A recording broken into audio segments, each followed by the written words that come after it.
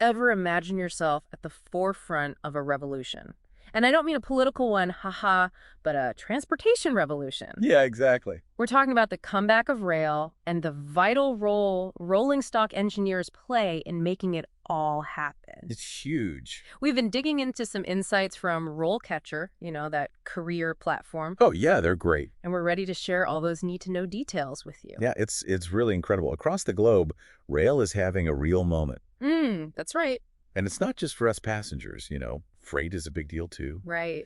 It's all about sustainability these days, right? Hmm. Finding smarter ways to move goods around. And that's a big reason why the job market in this sector is booming. I bet. RoleCatcher's data shows a real demand for skilled engineers, especially those who get the whole green technology thing. Yeah, it makes sense. Everyone's looking for that. And it's not just any city, but bustling urban hubs. Those are the hot spots. Okay, so it sounds like some serious opportunities are out there. But before we get ahead of ourselves, let's break down what a rolling stock engineer actually does. I gotta admit, before this deep dive, my mental picture was a bit Well, limited. let me guess. Greasy overalls, a wrench in hand, under a vintage locomotive. You got me. Uh-huh. I don't- Well, there's definitely some hands-on work involved, no doubt about that. But it's far more diverse than you might think. When we say rolling stock, we're talking about a whole family of vehicles. Okay. Yeah, locomotives, sure, those are classics. Yep. But also carriages, wagons, and those sleek, modern, multiple-unit trains you see in cities. A rolling stock engineer is involved in every stage. Design, manufacturing, installation, and yes, even the nitty-gritty of maintenance throughout their entire life cycle. So it's not just about building something new and shiny. It's about understanding how it'll function, stand the test of time. Absolutely. That's a whole other level of expertise. And I think RoleCatcher mentioned some seriously cool tech is coming into play these days. Oh, absolutely. It's a really exciting time to be in this field. We're seeing this fusion of traditional engineering principles with cutting-edge tools, like 3D printing and robotics. Oh, wow. That's why. It's transforming the way trains are built. Imagine printing custom parts on demand, right there in the factory, or automating those super intricate assembly tasks. It's a whole new ballgame. I have to admit, that's seriously impressive stuff. But I'm guessing it's not as simple as, walking into a train factory with your trusty 3D printer and calling yourself a rolling stock engineer, right? What are the must-have skills someone needs to work in this field? It's a blend, that's for sure. And you might be surprised to hear that some of the most crucial skills aren't the ones you'd expect. Oh, RoleCatcher's analysis highlighted 3 skills in particular that might surprise you. all right, lay it on me. I'm always up for a good surprise. First up, and this might sound surprisingly basic, is reading comprehension. Really? I wouldn't have put that at the top of my list. I'd think it'd be all, technical stuff. Right? But think about it. These engineers are constantly dealing with technical specs, safety regulations, detailed reports. Yeah. They need to process that information accurately and quickly. Yeah, that makes sense. There's no room for misinterpretations when you're dealing with train design, right? That's true. One misplaced decimal point in a blueprint could have some pretty serious consequences. What's next on the list? Judgment and decision-making. Okay, important in any field, right? Right. But this isn't your everyday, what should I have for dinner type of decision-making. We're talking about weighing potential risks, evaluating solutions, often under pressure. These choices directly impact a train's safety, efficiency, even its environmental impact. No pressure then. Right. So even though it's this highly technical field, it seems like those softer skills are just as crucial as, say, knowing your way around a wrench. Exactly. But I'm guessing those technical skills still matter a great deal. Absolutely. You need a rock-solid foundation in either mechanical or electrical engineering. Think thermodynamics, material science, circuit design. Yeah. It's all about understanding how these systems work together. Of course, to keep those trains moving. Exactly. Okay, so we've covered reading comprehension, decision-making. What was that third essential skill RoleCatcher mentioned? It's monitoring. Uh, And it's not as passive as it might sound. mm, It's more than just checking gauges. It's about constantly assessing how things are performing. okay. From your own work to the train itself, once it's out there in operation, are there areas for improvement? Can we optimize for efficiency, safety, you name it? It's a proactive mindset. So it's not enough to build a train that looks good on paper. It needs to perform in the real world for years to come. Exactly. It sounds like rolling stock engineers are problem solvers on a whole other level. You got it. That's They what- need that rare combination of technical brilliance and, that practical know-how. Right. But going back to what you were saying earlier about just waltzing into a factory with a 3D printer. Yeah. There's a bit more to it than that. Haha. Right, we need to talk about the education side of things. Yeah. I'm picturing, like, years of intense study, mountains of textbooks, all about train axles and whatnot. You're not wrong about the years of study. A bachelor's degree is usually the starting point. Mechanical engineering, electrical engineering, sometimes even things like aerospace or materials science, those can be surprisingly relevant. Wait, aerospace engineering for trains. Now that's a connection I wouldn't have made. It might seem counterintuitive, but think about it. High-speed trains, they have to deal with aerodynamic drag, just like airplanes. Oh. And materials science is crucial for developing components that are both lightweight and strong. Those engineering principles, they often have applications across different fields. That's a good reminder that knowledge from seemingly unrelated areas can actually be a huge asset. You mentioned a master's degree can also be valuable. For sure. It allows engineers to really dive deep into a specialization, like train dynamics, advanced control systems, even sustainable design. Yeah, I bet. And having that extra edge in what can be a competitive job market, that can make all the difference. Absolutely. So let's say you've got your engineering degree, maybe even a master's.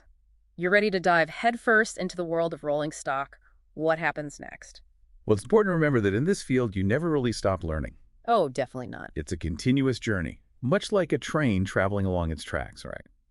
You might begin as an entry-level engineer, working closely with more senior team members, getting a feel for the day-to-day. Kind of like an apprenticeship, but for, cutting-edge trains. Exactly. So you're building that foundation, learning the ropes. But where do you go from there? What does that career progression usually look like? RoleCatcher lays out a pretty typical trajectory. Entry-level, junior, then intermediate, and ultimately you reach the senior rolling stock engineer level. And naturally, each step comes with increased responsibility. I can imagine. So after years of experience, what does a typical day look like for a senior rolling stock engineer? What are some of the exciting projects they might be leading? Well, in those early stages, it's a lot of absorbing information, assisting with testing and analysis. But as you transition to a junior engineer, you start collaborating more directly on designs, maybe even taking ownership of smaller projects. Finding your footing and really starting to make your mark, that's great. And then things get even more interesting at the intermediate level. Exactly. At that point, you're likely leading design projects, managing modifications to existing rolling stock, troubleshooting complex technical issues. It's a whole new level of responsibility. And finally, the peak of the career path, senior rolling stock engineer. It sounds like that role comes with a lot of prestige and influence. It does. Imagine, shepherding major projects from that initial spark of an idea all the way to seeing a finished train roll off the production line. Wow. You become not only an engineer, but a mentor, a leader. Often you're involved in groundbreaking research and development. Wow. Pushing the boundaries of what's possible in rail technology, that's got to be incredibly rewarding. It reminds me of a senior engineer profile I saw on RoleCatcher. They were developing a new braking system that drastically reduced energy consumption. There you go. That's real-world impact. Exactly. It highlights how this career isn't just about the mechanics. It's about finding solutions that benefit everyone, both people and the planet. But even with years of education, experience under your belt, continuous learning is essential. Technology never stands still, does it? Preaching to the choir. With new technologies and materials emerging all the time, how does a seasoned rolling stock engineer stay ahead of the curve? It's all about being a lifelong learner, attending conferences, keeping up with industry publications, those niche journals that get us engineers really fired up. Yeah, I get it. That's key.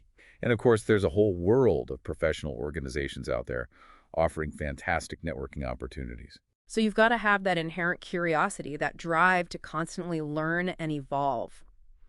You also mentioned certifications. I think RoleCatcher highlighted a few. Are those essential for climbing the career ladder in this field? They might not always be mandatory, but they're like shining badges on your resume. They help you stand out from the crowd. True. Who doesn't love a good credential? Exactly. So which certifications are we talking about here? One of the big ones is the Professional Engineer PE license. It's especially important if you're aiming for leadership roles or even want to consult independently. Okay, makes sense. Then there's the Certified Maintenance and Reliability Professional, the CMRP. Catchy. It tells employers, I'm the one you want to keep those trains running smoothly. For those who are detail-oriented and love optimizing everything, that sounds like a perfect fit. Exactly. And we can't forget about the always valuable Project Management Professional, PMP, certification. And it's a versatile one too, right? That- Project management skills come in handy in all sorts of fields. That's for sure. But let's backtrack a bit. For those who are just starting out, you don't exactly graduate with a framed PE license right now. You're right, haha. Those first steps are so important. Yeah. Internships are fantastic. Real-world experience, the chance to network, get a feel for the industry, and never underestimate the power of engineering competitions. Those late-night brainstorming sessions fueled by pizza and adrenaline. Love it. The best. But what about those of us who aren't students anymore? What are some other paths into the field? Joining a professional organization is always a smart move. Attending meetings, maybe volunteering for projects, Right. even just having conversations with people already working in rolling stock, those connections can open doors. And don't underestimate online resources either. You mean tools like RoleCatcher's AI-powered resume optimizer? I've heard that thing can be a game changer. It really can. It helps you tailor your resume, highlighting those specific keywords and skills employers are looking for. It's like having a secret weapon for your job hunt. Okay, so you've got the skills, the education, maybe even some internships under your belt. You land that coveted rolling stock engineer job.